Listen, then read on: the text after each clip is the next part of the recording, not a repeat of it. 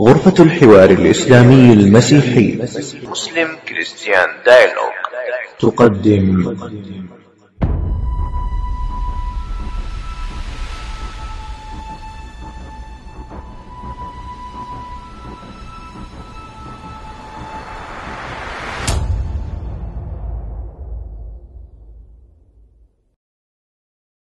بسم الله الرحمن الرحيم. اليوم الموافق الخميس 16 مارس 2023.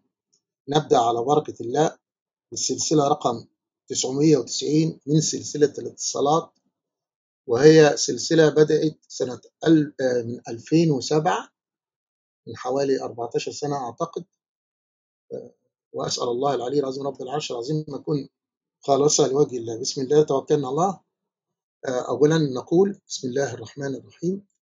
اللهم رب جبرائيل وميكائيل وإسرافيل فاطر السماوات والأرض عالم الغيب والشهادة، أنت تحكم بين عبادك فيما كانوا فيه يختلفون. اللهم اهدنا لما اختلف فيه من الحق بإذنك، إنك تهدي من تشاء إلى الصراط المستقيم. اللهم اجعل أعمالنا كلها صالحة لوجهك الكريم يا ربنا خالصة، ولا تجعل لأنفسنا ولا الدنيا ولا الشيطان منها حظ، وتقبلها كلها بقبول حسن يا رب العالمين. أسأل الله العلي العظيم أصلح نيتنا، نكون خالصة لوجه الله، أن يستخدمنا ولا يستبدلنا، وأن نكون دعاء لله وليس دعاء لأنفسنا. ما كان الله دم واتصل، وما كان غير الله انقطع وانفصل. عاوزين نقول بالنسبة للمسيحيين اللي موجودين معانا هنا، الكتاب المقدس بيقول كونوا دائما مستعدين لأن تردوا على من يطلب منكم دليل ما أنتم عليه من رجاء. رسالة أولى لبطرس الإصحاح 3 العدد 15. والشرح المشكلة هنا في الشرح التفسير. الدكتور ويليام باركلي ومن أكبر المفسرين في الغرب يقول في شرح هذا النص أنه من مآسر الزمن الذي نعيش فيه أنه يوجد العدد الكبير من أعضاء الكنائس الذين لو سئلوا عما يعتقدون لما استطاعوا الإجابة بشيء، ولو سئلوا لماذا يعتقدون بما يعتقدون لأصبحوا عاجزين عن الرد. إن المسيحي يجب أن يعمل الفكر فيما يعتقد حتى يستطيع أن يجاوب كل من يسأله عما يعتقد وعن سبب اعتقاده. كمان الكتاب المقدس بيقول إيه؟ بيقول إيه؟ اكرز بالكلمة أعكف على ذلك في وقت مناسب وغير مناسب. كمان الكتاب المقدس بيقول إيه؟ اكرزوا بالإنجيل الخليقة كلها. كمان الكتاب المقدس بيقول وتعرفون الحق والحق يحرركم. فأنت كراجل مسيحي ملزم بالكرازة، ملزم تكون مستعد في أي وقت أي واحد يسألك. القمص داود لما في مؤتمر شباب 2009 إعدادي والثانوي في أسقفية شباب بيعدوهم للخدمة للكرازة، فكان بيتكلم على هذا النص وبيقول أنت كخادم أو كمسيحي جاهز ترد على أي شخص في أي وقت على أي سؤال. توكلنا على الله يا إخوة كرام.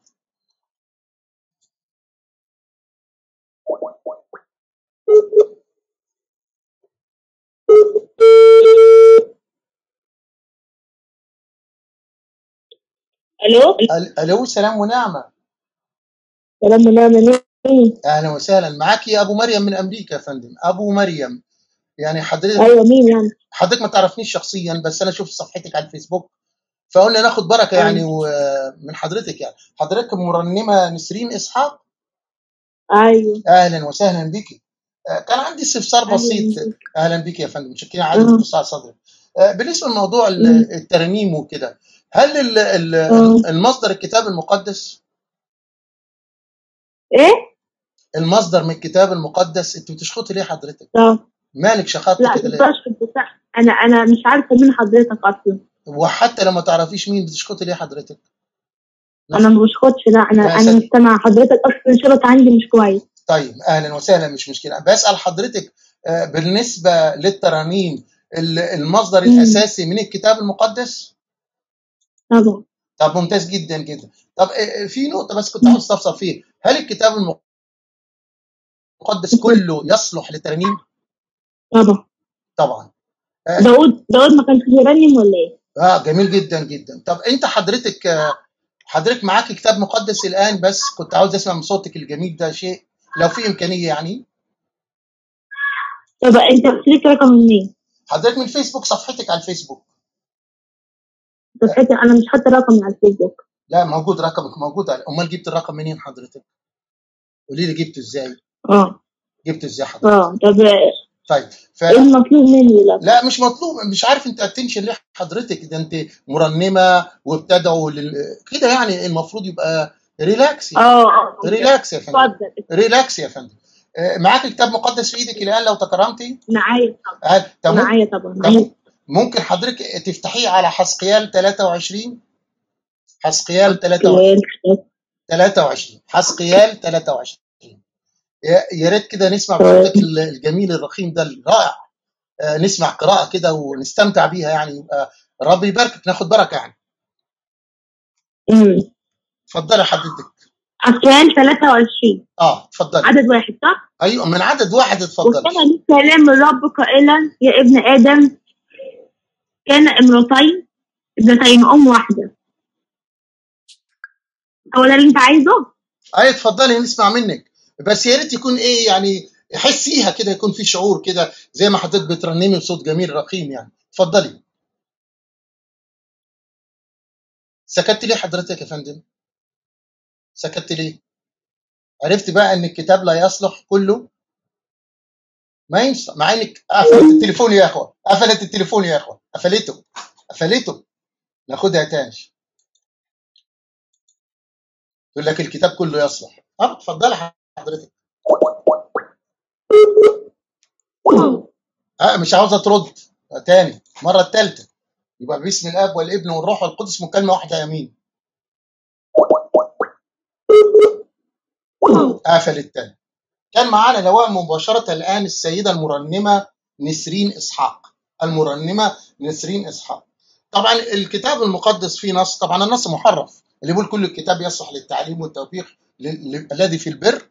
لو حد ينزل النص يبقى جزاه الله خير. لكن النص بيقول كل كتاب. المهم، فالشاهد من هذا الكلام، اذا كان كل الكتاب لماذا قفلت؟ اتكسفت ليه؟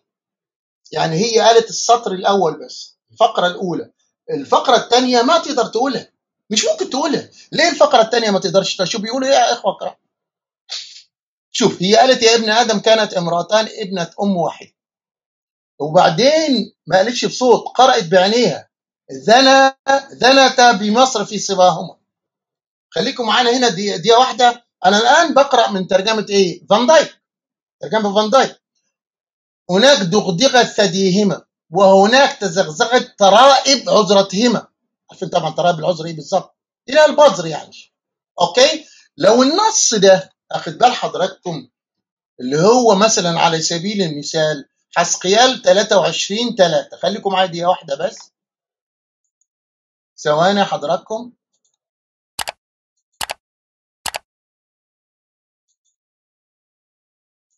لو عملنا مقارنه في التراجم العربيه الاخرى، شوف المصيبه والكارثه. الترجمه المشتركه وزنت فاسبان في مصر، هناك تغدغ ثديهما وداعبوا نهود بكرتهما. غشاء البكاره متاسف. اليسوعيه فزنت في مصر زنت في صباهما، هناك دغدغوا ثديهما وهناك داعبوا نهود بكرتهما. المهم، لو نكمل يا اخوه كرام، اخد بال حضراتكم هنا ثواني. اسمها أهلة الكبيرة أهلبة أختها، وكانت لي ولدت بنين وبنات اسمها السامرة أهلة وأورشليم أهلبة، وزنت بمصر من تحتي وعشقت محبيها أشور الأبطال. أخد بال حضراتكم. اللابسين أسمنجية ولات وشعب كلهم شبان وشهوة، فرسان راكبين الخيل، فدفعت لهم عقرها دي. يسأل أي واحد مصري معناه إيه باللهجة المصرية العامية؟ لا مؤاخذة الجهاز التناسلي. لمختار بني أشور وتنجست بكل من عشقته بكل أصنامهم، ولم تترك زناها من مصر أيامها لأنهم ضاجعوها في صباها. عشان كده رفضت وزغزغوا طرائب عذرتها وسكبوا عليها دناها. لذلك سلمتها ليد عشقاء ليد بني أشور الذين عشقتهم، هم كشفوا عورتها. طبعا عارفين العورة يعني إيه. أخذوا بنيها وبناتها وذبحوها بالسيف وصارت عبرا للنساء وأجروا عليها حكما. فلما رأت أختها أهلبة ذلك أفسدت في عشقها أكثر منها وفي زنا أكثر من زنا أختها، وعشقت بني أشور الولاء والشحن، الأبطال اللابسين أفخر لباس، فرسان راكبين كلهم شبان شهوة.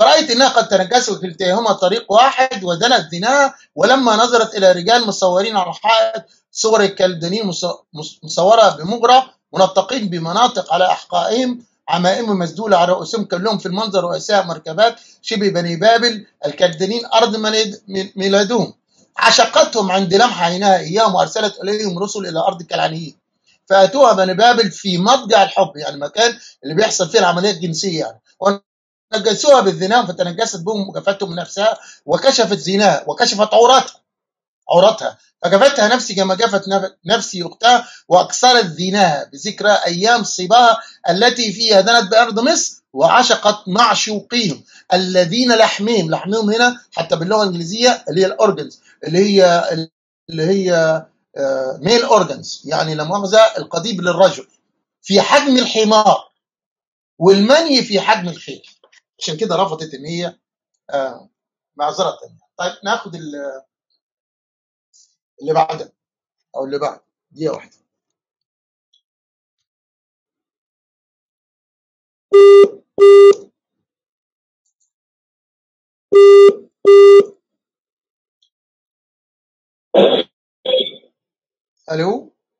الو سلام ونعمه. ايوه اهلا وسهلا. معاك اهلا بيك يا فندم. معاك ابو مريم من امريكا. ابو مريم اهلا وسهلا يا ابو مريم. الكنيسه الانجيليه الاولى 6 اكتوبر. ايوه يا فندم مع حضرتك. اهلا وسهلا بيك. ممكن بس ناخد بركه واعرف مين معايا يا فندم؟ انا القسيس امين، تاسيس الشباب في الكنيسه الانجيليه. اهلا وسهلا بيك. رب يباركك ويبارك تحت محبتك ويستخدمك في رفعه الاتصالات. امين. سعاده القس الفاضل امين. امين.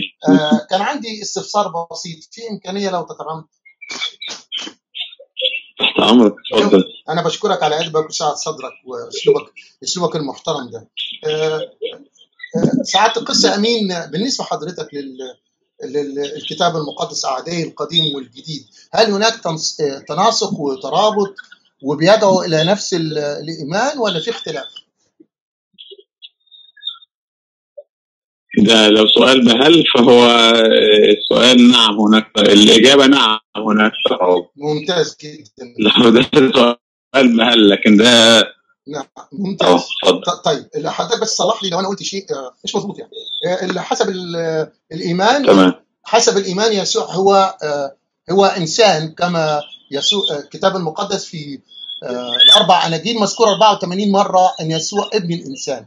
انسان اولا، متاسف، انسان كما يقول يسوع انا انسان قد كلمكم بالحق الذي سمعه من الله، كما يقول بولس لانه يوجد اله واحد ووسيط واحد بين الله والناس، كما يقول بطرس ايها الرجال الاسرائيليين اسمعوا هذه الاقوال، يسوع النصري رجل قد تبرأ لكم من قبل الله بايات وعجائب، كما قال تلاميذ عمواس المختصه بيسوع الناصري الذي كان انسانا نبيا مقتدر عند الله والناس. انسان. 2 يسوع هو ابن الانسان. الكتاب المقدس العهد الجديد 84 مره مذكور ان هو ابن الانسان، وعلى لسان يسوع شخصيا 80 مره. تمام. 3 ان يسوع ابن الله، اعتقد موجوده في العهد الجديد 14 مره ابن الله. تمام. ممتاز. وطبعا حسب الايمان ابن الله بيعادل الله، كما في انجيل يوحنا الاصحاح 5 العدد 17 18 عندما اراد اليهود ان يرجموه لانه قال ان هو ابن الله فعاد نفسه بالله. هل انا كده صح؟ تمام. طب يا فندم في مشكله. المشكله ايه يا فندم؟ احنا لو رحنا للعهد القديم لحضرة القس ايمن هنتلاقي اولا موضوع ان يسوع انسان.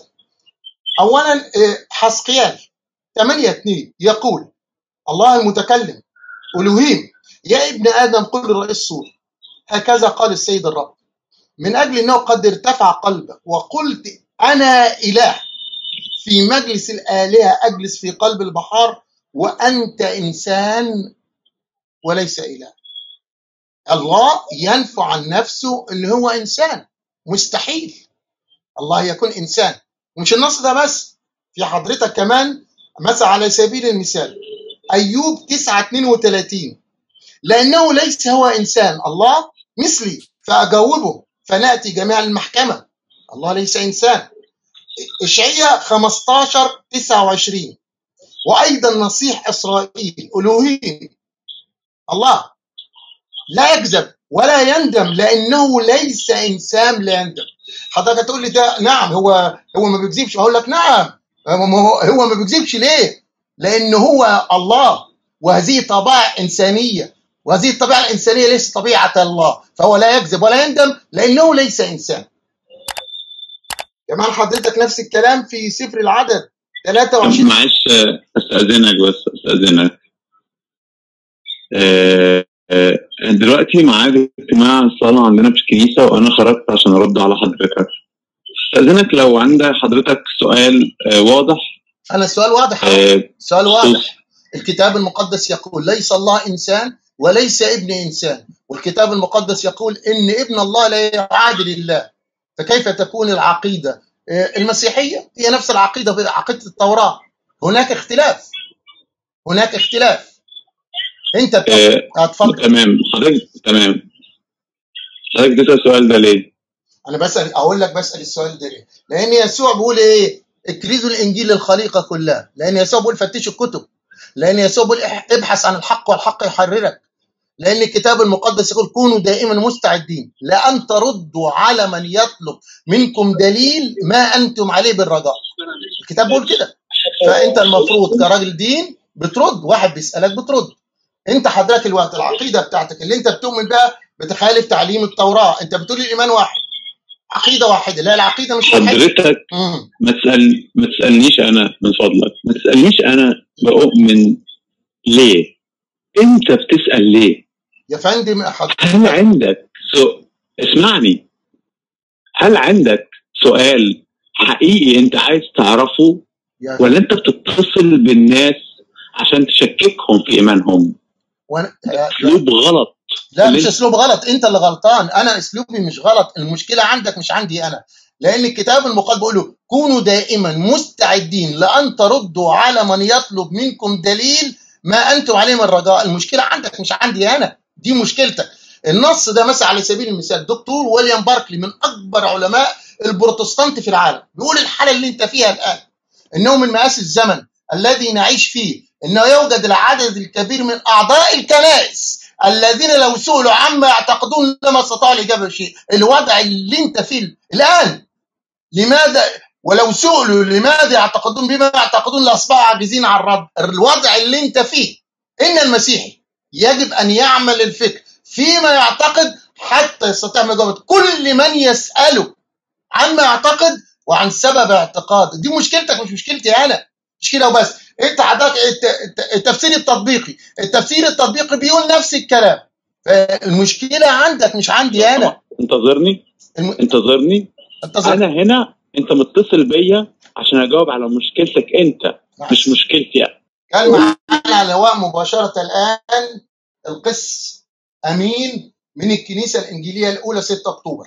القس امين الكنيسه الانجيليه الاولى 6 اكتوبر.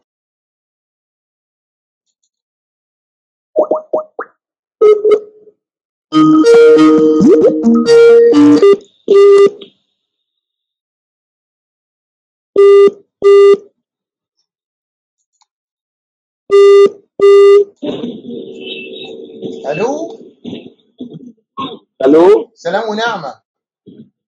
مساء الفل. اهلا وسهلا. المرنم الاستاذ عماد اسحاق. اهلا بيك. اهلا بيك. معاك ابو مريم من امريكا. استاذ عماد ابو مريم. ازيك يا ابو مريم، اخبار حضرتك ايه؟ ربي يباركك ويبارك تعب محبتك ويستخدمك في ربعه الاتصالات. امين.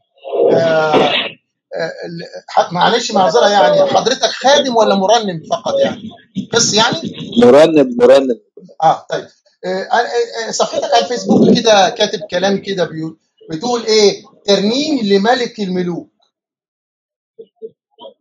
نعم. حضرتك في صفحتك على الفيسبوك بتقول المرنم عماد اسحاق ترنيم لملك الملوك. حضرتك انا طبعا ملك الملوك لو حضرتك ترجع للكتاب المقدس موجوده في رؤيا يوحنا، وهؤلاء سيحاربون الخروف والخروف ينطحهم لانه رب الارباب وملك الملوك. مظبوط يا فندم؟ يعني ده النص. الو. ايوه ده النص الوحيد اللي بيتكلم على يسوع ان هو ملك الملوك.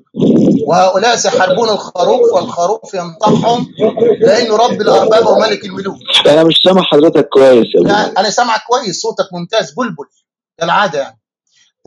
انا بقى حضرتك بتقول يعني انت ترنيم لملك الملوك.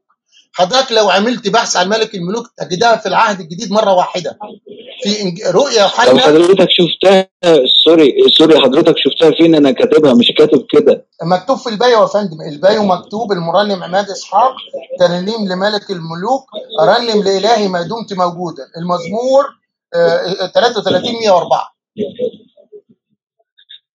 ده على الفيسبوك. ايوه يا فندم ايوه. المهم يا فندم، طيب في استفسار بسيط بالنسبه للكتاب المقدس. يعني الكتاب المقدس يقول كل الكتاب هو موحى به من الله ونافع للتعليم والتوجيه. صدقني انا ما سامع حضرتك كويس. ازاي مش سامعني؟ انا سامعك. صوتك بيقطع. معلش استحمل، معلش انا بكلمك من امريكا، معلش. اوكي حضرتك الكتاب بيقول كل الكتاب هو موحى به من الله ونافع للتعليم. هل حضرتك الكتاب المقدس كله يصلح كمصدر للترنيم؟ صدقني انا ما سامع منك حاجه. ازاي مش سامع مني حاجه؟ بس ازاي يعني؟ طب انا هقفل التليفون واتصل بيك مباشره. انا متاكد ان هو مش صادق، انا متاكد ان هو ما حدش يشتكى من الموضوع ده اللي هو بس، لان هو فهم طريقه حواري، انا مش مسيحي يعني. شفته قفل التليفون مش عاوز يرد، عرفت بقى ان هو كذاب مره ثالثه. الهاتف الذي طلبته غير متاح حاليا. شفت حضراتكم بقى تأكدت يا اخو الكرام، قفل الهاتف كله. يعني المره الثانيه ما رضاش يرد، المره الثالثه قفل خالص. كان معانا لواء مباشره المرنم عماد اسحاق، المرنم عماد اسحاق.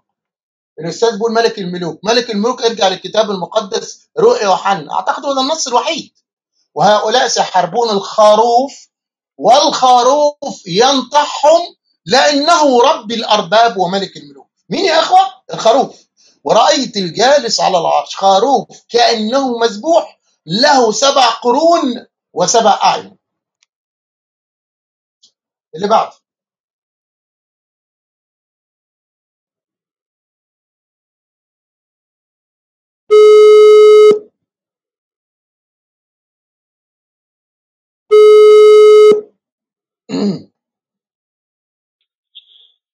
الو. الو. سلام ونعمه. سلام. جمعيه خلاص النفوس ببني مزار؟ لا هو انا مش جمعيه خلاص النفوس. طيب انا حضرتك الرقم موجود ومكتوب للاستفسار الاتصال بالاخ اسحاق. حضرتك تصوني يعني زوجته؟ لا انا مش تبع جمعيه خلاص النفوس. ازاي من الرقم؟ انت عايز رقم مين وانا اشوفه لك؟ الرقم موجود عندي. ايه الرقم؟ طب هل انت الاخت هناء؟ الرقم موجود في الفيسبوك. لا انا مش الاخت هناء. طيب معاكي طب تليفون؟ هو انا من بني مزار. ايوه. ايه صفحه الفيسبوك موجود الرقم ده وبيقول الاستفسار رجاء الاتصال بالاخ اسحاق، وهو الرقم ده. طيب هقول لك حاجه. اتفضلي. انت عايز خدمه انا اخلي طنط هناء ترن عليك؟ لا مش انا مش عاوز طنط هناء ولا بتاع، انا بسال حضرتك. يعني التليفون موجود بس هم يمكن خطأوا في الاسم يعني. طب لا هو الفكره. طب لا انا اوضح لك حاجه. هما كانوا هنا في القاهره من حوالي شهرين، وهي كانت واخده الرقم بتاعي بتستخدمه، فواضح ان هي حطت الرقم على حاجه، يعني واضح ان هي كتبته على دعوه او حاجه، لكن هو ده رقمي انا، هي خدته واستخدمته شهرين ورجعته لي تاني. طيب بس هي في امريكا يعني. مكتوب الاخ اسحاق غريب شويه. ايه؟ مكتوب الاخ اسحاق، يعني مكتوب اسم رجل يعني. ما هو اسحاق وطنط هناء دول يعني 2 كابلز كانوا واخدين الرقم استخدموه وبعد كده سافروا على امريكا تاني فرجعوا لي الرقم بتاعي. انا من امريكا بالمناسبه كمان، اهلا وسهلا بك. طيب حضرتك معاكي اهلا بيك. ربي يبارك ويبارك تعب محبتك ويستخدمك في رفعه الاتصالات. طب حضرتك معاكي تليفون الاخ؟ امين. معاكي تليفون الاخ سامي غبرائيل او القس ابراهيم كامل؟ انت عايز رقم سامي غبريال او ابراهيم كامل؟ او الاخ بشوي نظمي اللي عندك يعني، او بيتر عجيب اللي عندك. اديني رقم بشوي، معايا رقم بشوي نظمي. بشوي اتفضلي حضرتك. ثواني بس قبل ثواني بس، دقيقة واحدة. الاخ بشوي ده مذيع في التلفزيون اعتقد، ولا هو قس بس يعني، خادم بس؟ هو خادم متجول وبينزل في برامج في التلفزيون. متشكرين جدا جدا، مع السلامه يا فندم. دي جمعيه الخلاص النفوس ببني مزار. خلينا نتصل، جمعيه خلاص النفوس ببني مزار. طيب خلينا نشوف الراجل ده.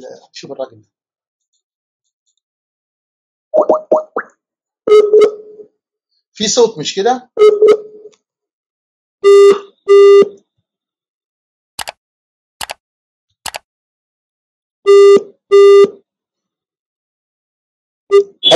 الو سلام ونعمه. سلام ونعمه. الاخ بشوي نظمي.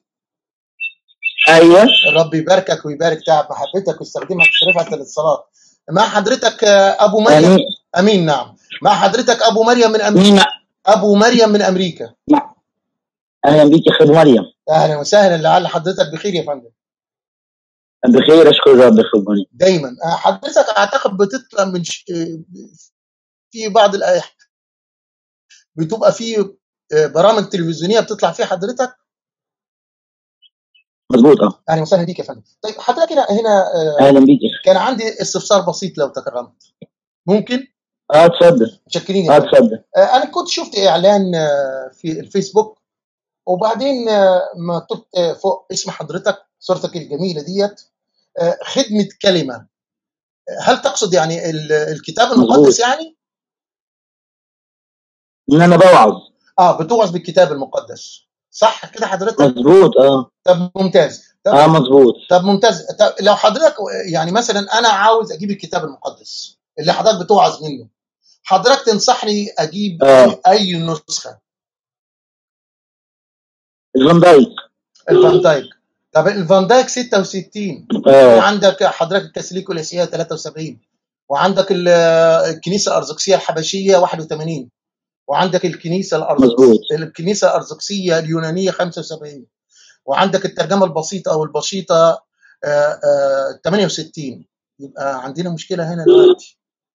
مش المفروض يكون نسخه واحده؟ فين المشكله دي؟ اقول لحضرتك فين المشكله. الكتاب المقدس بيقول ان لا احد يستطيع ان يغير او يزيد في الكتاب المقدس. صح. مظبوط كده؟ مظبوط 100%. مظبوط. انت حضرتك يسوع يقول السماء والارض تزولان وكلامي لا يزول. انجيل متى، انجيل مرقس، انجيل لوقا. لكن في عندنا مشكله.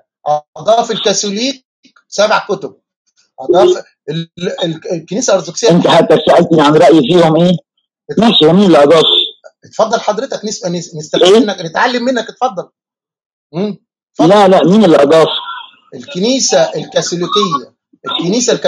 صح كده؟ نعم يا فندم. اللي اضاف الكنيسه، مش اضاف الكتاب. ايوه يا فندم، ممتاز. لكن دي مشكله. فالاصفار اللي كل الناس متفقين عليها واللي احنا نؤمن ان هي موحى بها من الله هم 66 سفر. طيب حضرتك الكلام ده بتقوله على اساس ان ال7 اصفار غير موحى بها من الله. كلامك مظبوط فعلا. واللي قال الكلام ده اللي هو نسيت، الدكتور منيس عبد النور في كتابه، نسيت اسم الكتاب. anyway الدكتور منيس عبد النور بيقول هذه كتب غير الهاميه، انت مش بتؤمن بها. الكاثوليك بيؤمنوا بها وبيعتبرها كتب الهاميه. الارثوذكس بيؤمنوا بها. فعندنا مشكله. انت بتقول الكلام ده لان انت ايه رايك ان الارثوذكس في حاجات مش بيؤمنوا بيها والكاثوليك بيؤمنوا بيها؟ اصدق انا مين؟ انا هصدق كلمه الله. الاسفار دي فيها بعض المشاكل، وتحس كلمه الله فيها مشاكل. ايه يا غالي؟ احسن. ما هو ده اللي انا بقوله حضرتك. اصل انت بتتكلم كراجل قس بروتستانتي، وبتتكلم حسب الايمان البروتستانتي، وكلامك صح كبروتستانتي. لكن في مشكله. المشكله حضرتك ان بقيه الطوائف ما بتؤمنش كده. بقيه الطوائف حضرتك بس اسمعني انا بتكلم حضرتك معاك بقول لك. انا مش بتكلم عشان انا بروتستانتي، انا بتكلم لان انا لما قريت الكتب دي لقيت فيها اخطاء. تمام؟ فازاي يكون فيها اخطاء انت حضرتك قريت الكتب دي؟ طبعا انا قريتها، عندي النسخ دي كلها. اتفضل. ففي اخطاء مثلا زي سفر توبيا في اخطاء. ايوه اتفضل. انا سفر المثاليين اسفار تاريخيه. ايوه اتفضل. زائد ان الكنيسه الاولى وكل المجامع الاولى في الكنيسه ما كانتش بتؤمن بيها. شوف حضرتك، يعني كل المجامع اللي هي اسمها المجامع المسكونيه ما بتؤمنش، ما كانتش بتؤمن ولا بتقر بالكتب. شوف حضرتك، الكلام اللي انت بتقوله موجود في كتاب شبهات وهميه للدكتور العلامه منيس عبد النور، اعتقد صفحه حاجه 31 بيقول ان مش عارف صدقني. ايوه انا عندي الكتاب بيقول هذه الكتب كتب غير الهاميه وجاتت 9 اسباب. من ضمن هذه الاسباب حضرتك السبب الاول ان اليهود نفسهم في مجمع جميانا رفضوا هذا الكتب لانها مكتوبه باللغه اليونانيه، وكتب الوحي موجوده اما باللغه العبرانيه او موجوده باللغه الاراميه. تمام حضرتك الكلام ده في صفحه رقم 19. بيقول كمان حضرتك زي ما تفضلت كلامك صحيح ان من ضمن نضيف ايه، يقول هذه الكتب ظهرت بعد انقطاع الانبياء 3 بالتفصيل. بيقول هذه الكتب لم يذكر منها اي كتاب انه وحي، وحتى استشهد بسفر المكابين الثاني 15 39 40 اللي بيقول فيها ان كنت قد احسنت التاليف. تاليف يا فندم، خلي بالك انت ما بتؤمنش بده. الارثوذكس والكاثوليك بيؤمنوا بالكتاب ده، كلام موحى به. ان كنت قد احسنت التاليف واصبت الغلط فذلك ما كنت اتمنى، وان كان قد لحقني الوهن والتقصير فقد بذلت وسعي.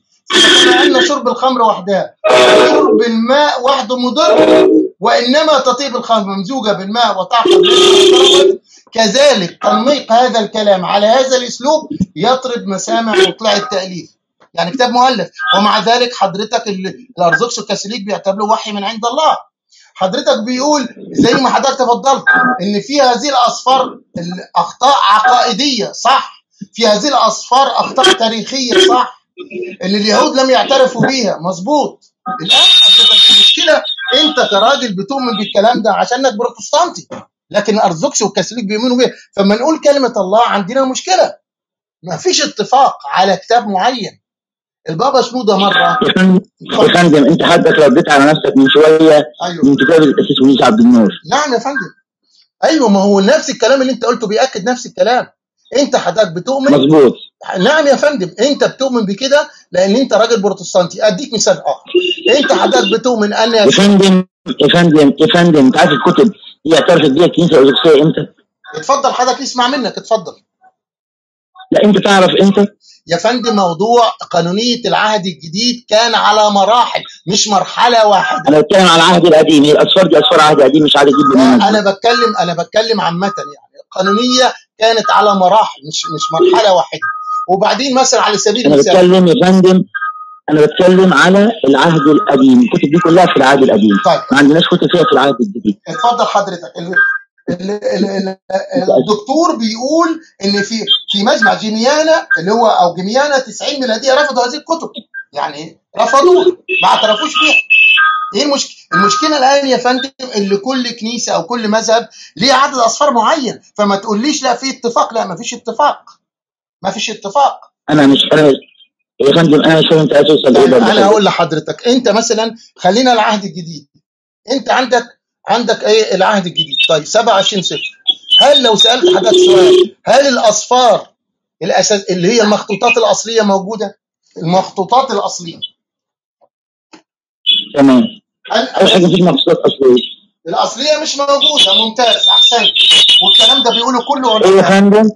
الكلام ده انا يعني الاصل مش موجود. طب ممتاز. انت عند حضرتك الان كتبت العهد الجديد، انت بتؤمن ان متى ولوقا ومرقس ويوحنا كاتبين هذه الاناجيل. ممتاز. عند حضرتك دليل ان متى او مرقس او لوقا او يوحنا كاتب هذه الاناجيل؟ ان الكنيسه اجمعت على كده. الكنيسه الاوائل، الناس الاوائل اللي استلموا منهم قالوا ان هم اللي كتبوا. مع احترام لحضرتك الشديد يا فندم، لو تقرا في النقد الكتابي ارجع للمهندس يوسف داوود رياض، اللي هو النقد النصي. حضرتك المخطوطات اللي موجوده الان مش موجود فيها اسماء الكتبه. اللي اختار هذه الاسماء هي الكنيسه. ما في الكلام ده غير موجود. ما في مخطوط. لا انا بقول لك كده، حضرتك سمعت عن النقد انت النصي؟ انا سمعتك طبعا، طبعا بقى بشكرك على قرايتك، وكلامك العظيم، بس انا مش فاهم انت عايز توصل لايه؟ عايزني اقول لك ايه؟ حضرتك الان بتقول الكلمه، اي كلمه بتتكلم عليها، اي نسخه بتتكلم عليها، انت بتتكلم على اللي انت بتؤمن بيه كبروتستانت 66 صفر. طب لا انا بؤمن بيها كمسيحي. لا مش مسيحي، لا ما مسيحي. يعني الارثوذكس مش مسيحيين حضرتك؟ الكاثوليك مش مسيحيين؟ الارثوذكس لا مسيحيين، بس هم اضافوا. انا مش مسؤول عن اضافتهم. ممتاز، الله ينور عليك، اضافوا. امال يسوع بيقول ايه بقى؟ السماء والارض تزولان وكلامي لا يزول. ازاي اضافوا في كلام الرب؟ كيف يضيفوا في كلام الرب؟ لا اضافوا كلام الرب، لا برافو عليك. مين قال لك بقى ان الاسفار دي كلام الرب عشان يضيفوا عليها؟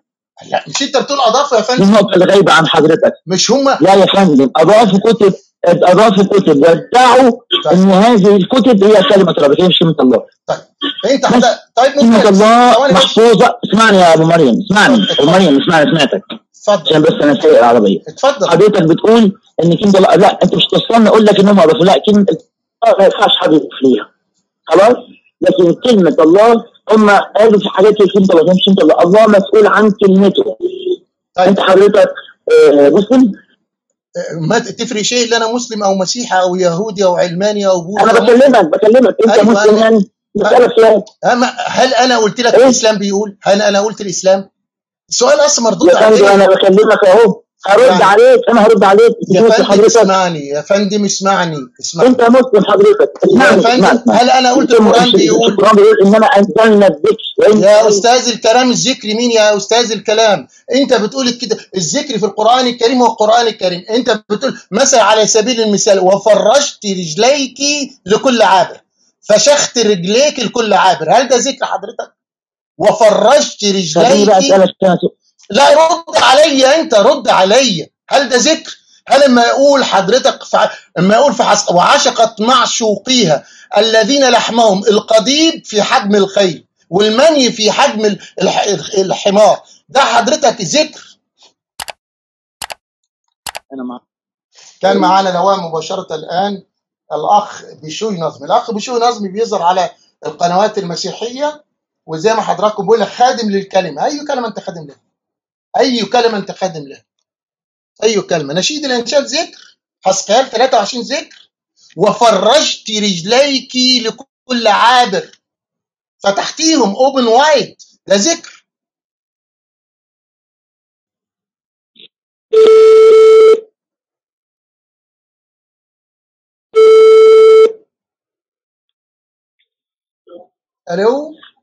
الو سلام ونعمه. اهلا الاخ بيتر. معاك ابو مريم من امريكا يا فندم.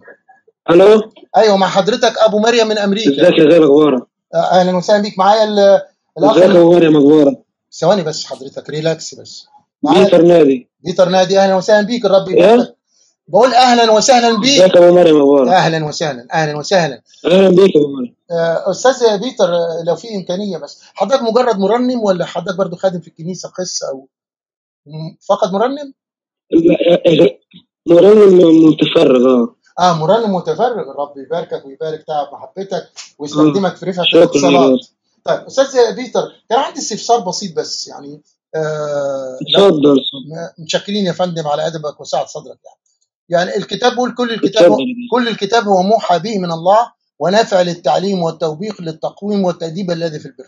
هل ممكن ان احنا الكتاب كله يصلح للترنيم؟ معلش الشبكه مش حلوه عندي. لا الشبكه كويسه وانت كنت سامعني كويس. حضرتك بسألك هنا اذا كان كل الكتاب هو موحى به من الله، هل ممكن الكتاب ممكن نستخدم اي نص او فقره من الكتاب نعمل لها ترنيمه يعني؟ ممكن. في ترنيم كثيره مستوحى من الكتاب.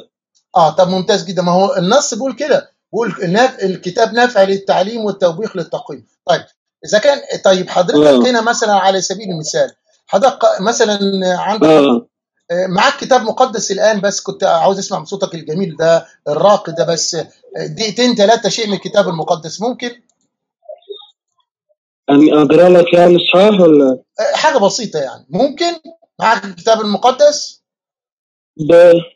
طب يا ريت امين دقيقه واحده. تيك يور تايم، خد وقتك.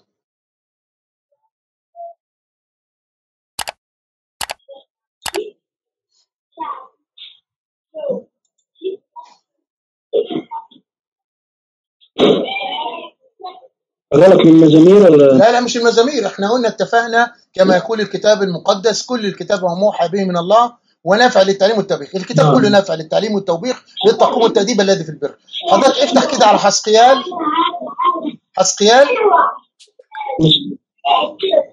مش سامع حضرتك، معلش الصوت. لا ما في مشكلة.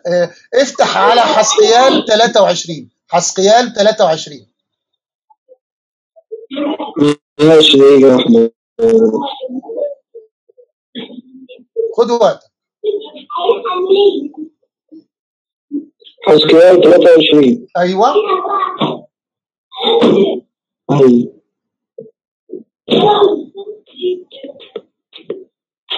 وكان كلام الرب قائلا. اتفضل حضرتك اقرأ كده، بس يا ريت يعني بطريقة كده زي صوتك الجميل ده نسمع منك. اتفضل. بلحن يعني ولا كده؟ لو تقدر يعني يبقى الرب يباركك ويبارك تعب محبتك. اتفضل. يا ابن آدم، كان امرأتان ابنتا أم واحدة. كده حضرتك ولا بالك بلحن؟ اتفضل سامعك. اتفضل. امين. كمل يا فندم، كمل اتفضل. وزنتا بمصر. امين. وزنتا بمصر في صباهما. امين. زنتا هناك. دغدغت ثديهما. امين. حضرتك يعني ايه استاذ الكريم بيتر، يعني دغدغت ثديهما. كمل حضرتك. امين كمل. وهناك ايه؟ وهناك تزغزغت ترائب عذرتهما. حضرتك تعرف ما معنى ترائب العذرة هنا؟ الو تعرف ما معنى ترائب العذرة؟ تعرف معناها ايه؟ يعني هي كانت العذراء معناها زي لا يا فندم ام السيد المسيح. لا يا فندم ما بيتكلمش على مريم يا فندم. حاشا مريم، حاشا تقول كده على مريم. كلمة ترائب يعني عذراء هي لم تتزوج احد. ايوه يا فندم، بس هنا يقصد البذر اللي هو المكان الحساس عند المرأة. اتفضل. امين. اللي بعده. ايوه نعم اتفضل. واسمهما أهولة الكبيرة. أهلة يا فندم. أهلة وهيلبة. اتفضل. أختها وكانتا لي بنين وبنات. أيوة. وكانتا لي وولدتا بنين وبنات واسمهما السامرة. أهلة. أهولة والشريم. أهيلبة. أهيلبة. اتفضل. وزنت أهولة من تحتي. امين. وعشقت محبوبها. امين. عشوة وأبطال. امين. اتفضل. اللارسين الاسمنجوني ولاة وشحنة. الاسمنجونية ولاة وشحنة. الاسمنجوني ولاة وشحنة. كلهم شبان. شهلت فرصار. امين. أخي هدفت لهم عرقها. لا مش عرقها، عقرها. انت عارف طبعا كل العقر اللي هو ايه؟ اللي هو الجهاز التناسلي. الجهاز التناسلي. امين. اتفضل. لمختار بني أشور كلهم. ايوه. وتنجست بكل من عشقتهم بكل أصنامهم.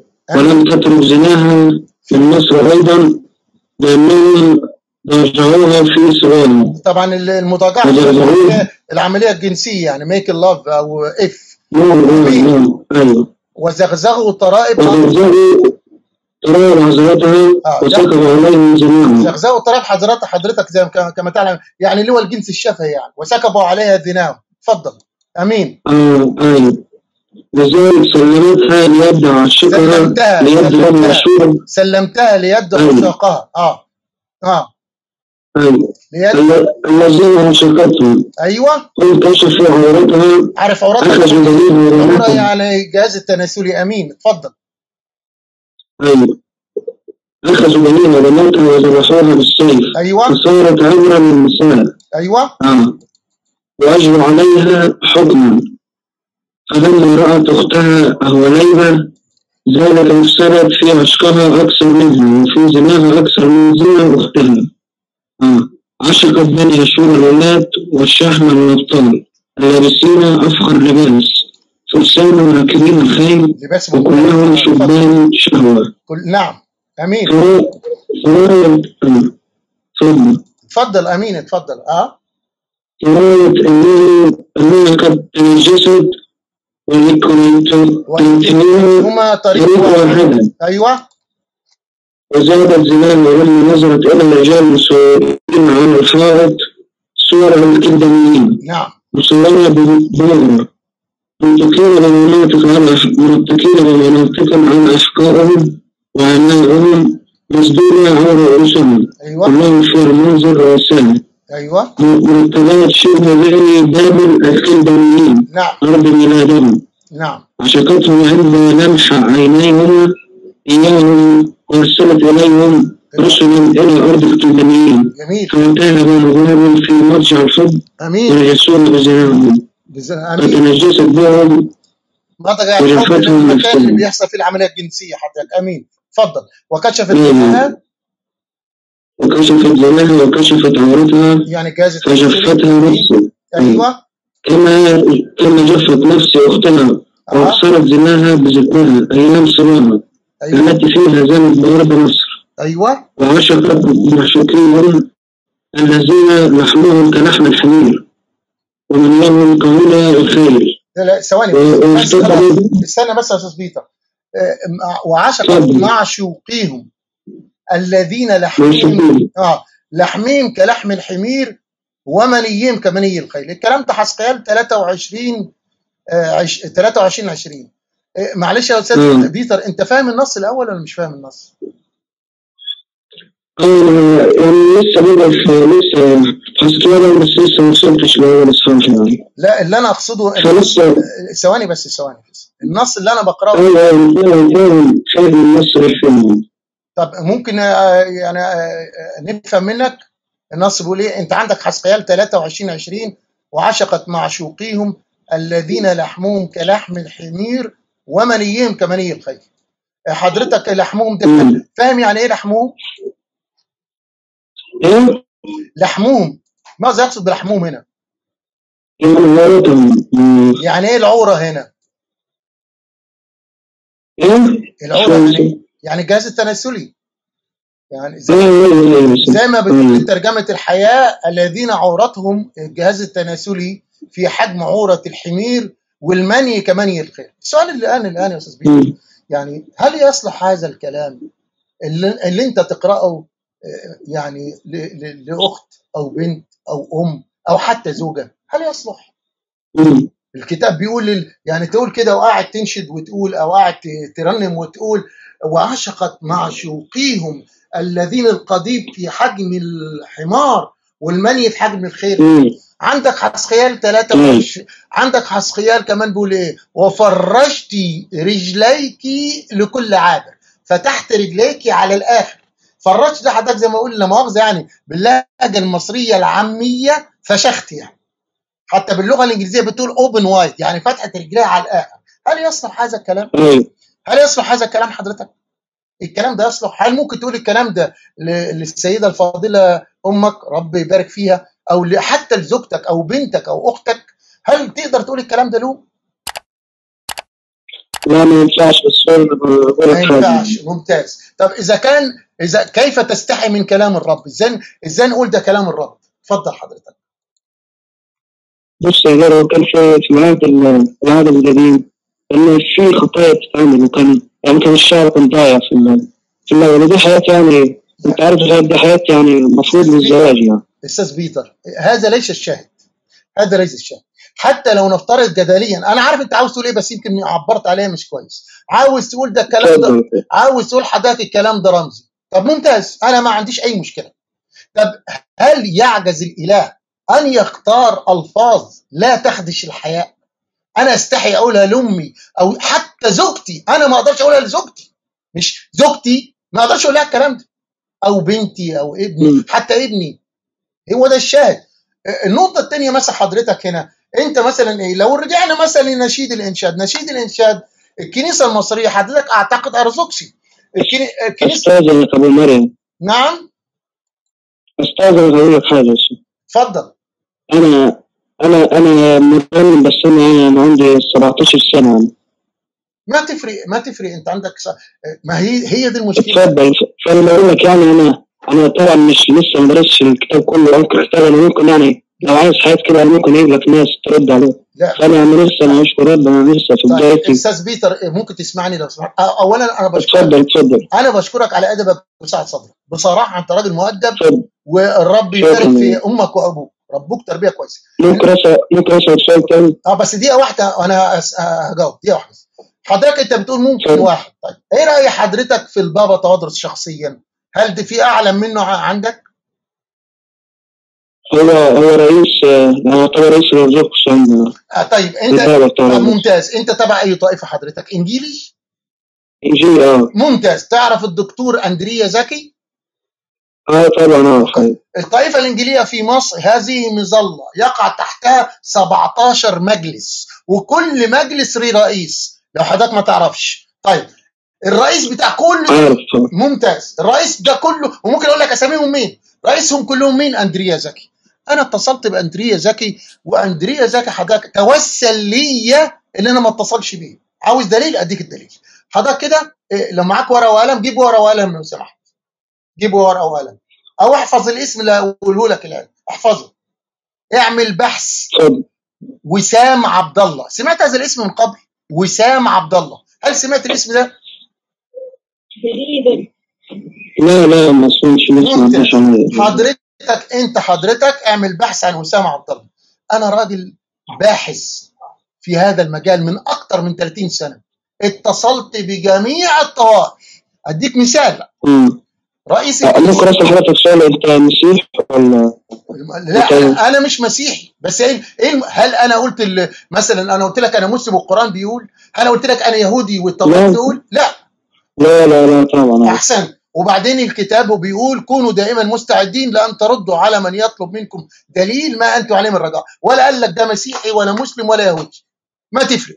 وبعدين في مشكله كبيره جدا، الكلام اللي انت بتقوله ده بيكرره نفس اي واحد مسيحي بتصل بيه، سواء كان البابا او رئيس الطائفه او البواب. انت بتسالني يبقى انت مسلم، يعني معنى الكلام ده حدش مسيحي بيسال. فانا بقول لحضرتك اعمل بحث عن وسام عبد الله، هتجد ان انا بابا الكنيسه المصريه اتصلت بيه. اتصالي الاول قال لي هي دي مكالمه سليمه، اقفل التليفون، اعمل بحث وشوف. الاتصال الثاني حضرتك قال لي ايه؟ كذب وقال انا السكرتاريه، وبعدين اعترف ان هو بابا بس مش هرد عليك. طيب بالنسبه لاندريا زكي على الاقل متصل بيه 5 مرات، وبيتوسل اليه لما اتصلش بيه مره ثانيه. اجيب لك مثال اخر. رئيس الطائفه الكاثوليكيه في مصر اعتقد اسمه البطريرك ابراهيم اسحاق، اسمع الاتصال عليه. اكتب كده اتصال وسام عبد الله على البطريرك ابراهيم اسحاق، اكتب اتصال وسام عبد الله على البابا تودرس، اكتب اتصال وسام عبد الله على اندريا زكي. ما في شخص ما اتصلتش بيه. فمعلش يا استاذ بيتر، المشكله انت فكرك يعني انت راجل ما عندكش علم. لا مش هتفرق. المشكله مش انت راجل ما عندكش علم، المشكله ما بني على باطل فهو باطل. اديك مثال. انت مش حضرتك انت بتؤمن، انت راجل بروتستانتي، يعني معنى الكلام ده بتؤمن ان يسوع له طبيعتين ومشيئتين. هل انا صح ولا غلطان؟ ايوه. فين الكلام ده في الانجيل حضرتك؟ موجود فين في الانجيل؟ اللي قال لك الكلام ده اين قال يسوع انا لي طبيعتين، انا انسان كامل واله كامل؟ فين الكلام ده في الانجيل؟ ما موجود في الانجيل، مش موجود. طب بص انا استاذن حضرتك في حاجه. اتفضل. انا خالي انا اللي هو اخو مامتي ايوه يفهم في الحد كله، فممكن اديك رقم انت تتصل معاه. ايوه ممكن، ليه لا؟ بس خليك معاك الرقم جاهز. لا معايا دلوقتي. طب قبل ما تديني الرقم ثواني بس، حابب ترن عليا دلوقتي انا فاهم في كل حاجه. ثواني بس حضرتك، ثواني قبل ما تديني الرقم. قبل ما سمعنا حضرتك؟ شوف انا بس قبل ما اقفل معاك لو تكرمت بس اعمل بحث عن وسام عبد الله، هتلاقي ليا قناه اسمها MCD وسام عبد الله، MCD وسام عبد الله. هتلاقي كمان ليا صفحه على الفيسبوك وفيها حوالي 700,000. فيا ريت على الاقل تتابع القناه، على الاقل تابع القناه. انا دلوقتي هحاول اتصل امين، هحاول اتصل بخالك دلوقتي واشوف هيرد عليه ايه واكلمك. امين، هكلمك تاني.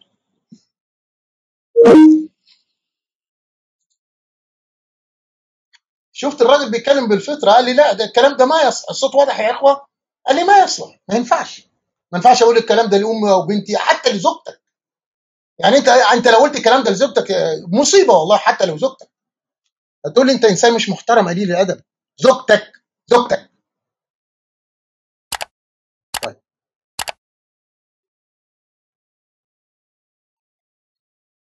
نشوف الراجل هيرد ولا لا. يا ريت يرد.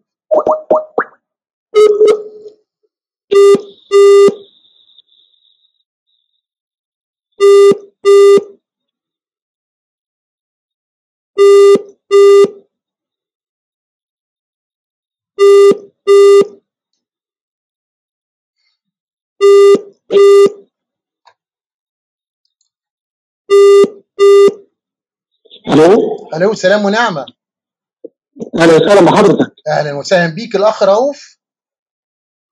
مين معايا حضرتك؟ انا اسمي ابو مريم وبتكلم من امريكا، وبعدين حضرتك كنت بتكلم مع الاخ بيتر، فقال لي حضرتك كنت بس استفسر عن شيء، فقال لي خالي كلم خالي، يعني اللي هو حضرتك. بخصوص ايه حضرتك؟ حضرتك كان عندي استفسار، وقال لي حضرتك عندك نعم. كان عندك ايه حضرتك؟ استفسار عن شيء يعني. فقال لي انت حضرتك خادم ويعني ممكن ترد عليا في يعني اتفضل. فكنت بساله انا حضرتك في حسقيال 23 يعني، طبعا هو مرنم، فبقول له نعم يا فندم. طبعا ممكن حضرتك معلش اوصل عليك الوقت ده انا مشغول. انا ممكن تسال حضرتك انت مدام في امريكا تقدر تقابل اي خادم. الدنيا انا يعني مش متاحه بالنسبه لي، انا مشغول معلش استاذن حضرتك. يبقى انت حضرتك الان هربت، وانا هتصل بيها واقول له انت هربت. شكرا جزيلا. ماشي بكل سرور.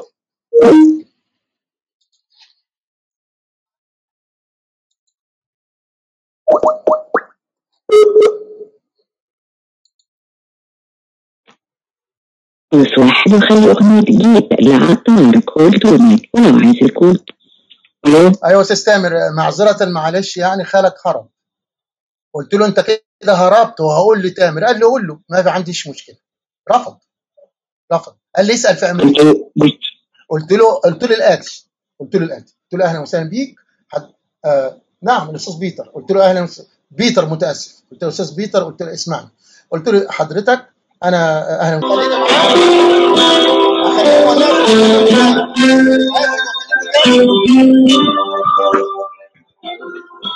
بيتصل بيها.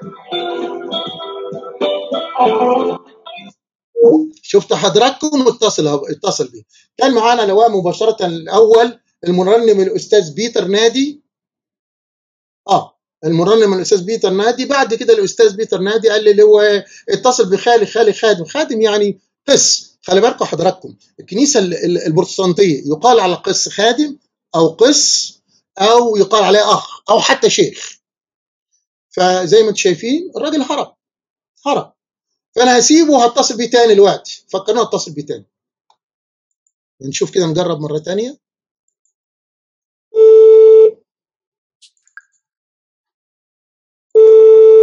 قال له ما تردش عليه. اكيد قال له ما تردش عليه. شفت حضراتكم؟ اكيد قال له ما تردش عليه.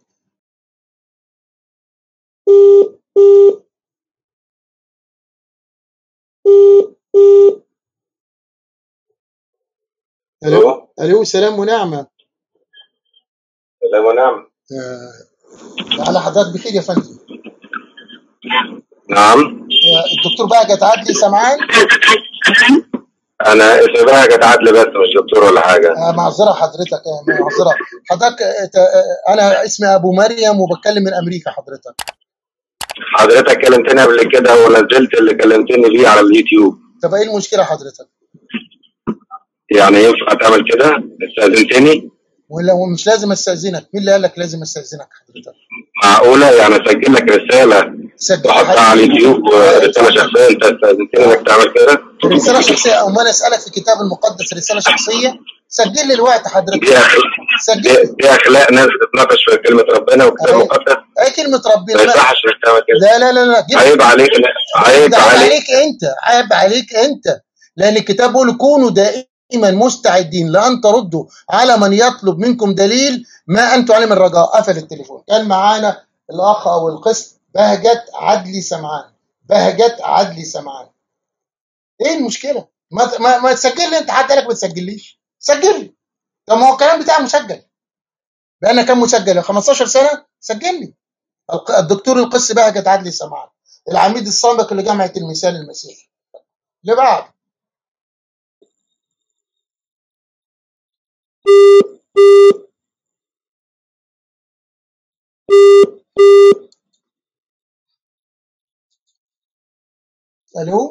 الو سلام ونعمه. الو اهلا وسهلا. المرنم الاخ كيرلس. ايوه اهلا. الرب يباركك ويبارك تعب محبتك. معاك ابو مريم من امريكا يا فندم. ابو مريم اتفضل. اهلا وسهلا بيك. الله يخليك. اخ كيرلس، بالنسبه للترانيم يعني هل ممكن انت تعمل ترنيم من اي مكان من الكتاب المقدس ولا ازاي يعني؟ عادي يعني الكتاب بيقول كل الكتاب هو موحى به من الله ونافع للتعليم والتوبيخ للتقويم والتأديب الذي في البر. طب ممتاز جدا جدا. حضرتك ممكن ترنم مثلا حزقيال 23؟ حضرتك ممكن تسأل اب كان انا ما اعرفش. لا انت حضرتك مرنم، انا بسألك على انك مرنم.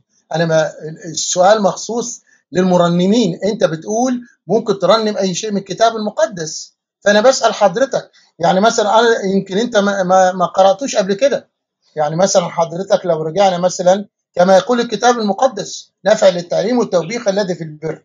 فانا مثلا هنا لو قلت لك انت الاستاذ او الاخ كيرلس اسحاق، لو مثلا جبنا حزقيال 23 اخد بال حضرتك، هل ممكن فعلا نرنم الكلام ده؟ يا ابن ادم كانت امرأتان ابنة ام واحدة زنت بمصر في صباهما، هناك دغدغت ثديهما وهناك تزغزغت طرائب عذرتهما. وبعدين بيتكلم بالتفصيل في موضوع الزنا ده وبيقول وعشقت معشوقيهم الذين لحمهم يعني القضيب في حجم الحمار والمني السائل المنوي في حجم الخيل. هل الكلام ده يصلح اللي انا اقوله مثلا لامي او اختي او بنتي او حتى زوجتي؟ اتفضل يا استاذ كيرلس. لا يا باشا. حضرتك طب انت مين؟ انا اسمي حضرتك ابو مريم وبتكلم من امريكا وبتصل بيك ليه؟ لان انت راجل مرنم وعاوزين نستفاد. انت حضرتك قلت ما ينفعش. طب ازاي ما ينفعش والكتاب بيقول كل الكتاب هو صالح نافع للتعليم والتوبيخ؟ تعليم ايه يا فندم؟ تعليم ايه يا فندم؟ اما الكتاب المقدس يقول قضيب الرجل في حجم الحمار والمني في حجم الخيل يا فندم. ايه التعليم؟ تعليم ايه الكتاب المقدس لما يقول لي وعشقت معشوقيهم الذين لحمهم كلحم الحمير؟ تعليم ايه يا فندم ما يقول لي المصريين غلاظ اللحم؟ ارجع للتراجم الاخرى بالعربي والانجليزي. يعني القضيب ضخم جدا يا فندم. ده اقول لمين ده؟ يعني انا الكلام ده اقوله لمين يا فندم؟ اقول للام دقيقة واحدة بس. ايوه يا فندم. معلش ممكن تقفل وترن تاني؟ لماذا يا فندم؟ لا مفيش حاجة، بس انا بس عشان التليفون ممكن يقفل في وشك. لا هيقفل في وشي ليه التليفون؟ بقول لك يعني ده هيقفل ليه في وشي؟ ده انا بقول لك كلام الكتاب المقدس يا فندم. وانا مش طب ده بس عشان هو التليفون علق وفي واحد بيرن عليه، فممكن حضرتك دقيقتين بس وبعد كده بترن. طيب برضه بيدور له على. كان معانا نواة مباشرة الآن المرنم الأخ كيرلس إسحاق. الكل بيتفاجئ. كان معانا نواة مباشرة الآن المرنم الأخ كيرلس إسحاق. بس هو طبعا الراجل برضه اتصدم. العملية صدمة واتصدم.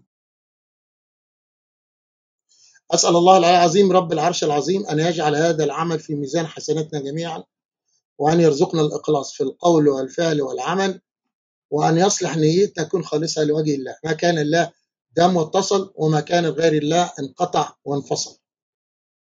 أسألكم الدعاء، دعونا ربنا يوفقنا. الإخوة الأكارم الله يبارك فيكم، كل مطلوب منكم، احنا ما بنطلبش دعم مادي، كل مطلوب منكم بس ان انتوا حضراتكم تشتركوا في قناة الغرفة. القناة موجودة والإخوة ينزلوها، مش أكتر من كده.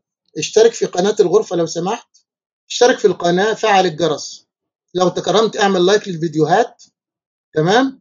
بعد كده مهم جدا موضوع التعليقات، وبعد كده موضوع شير لو سمحتم. عندك الرابط موجود في عندنا اهو، وضع الرابط اهو.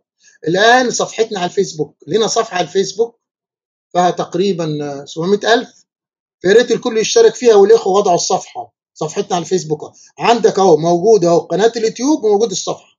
مع تحيات إخوانكم في غرفة الحوار الإسلامي المسيحي.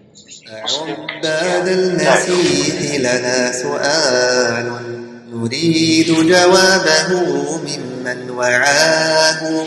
إذا مات الإله بصنع قوم أماتوه فما هذا الإله؟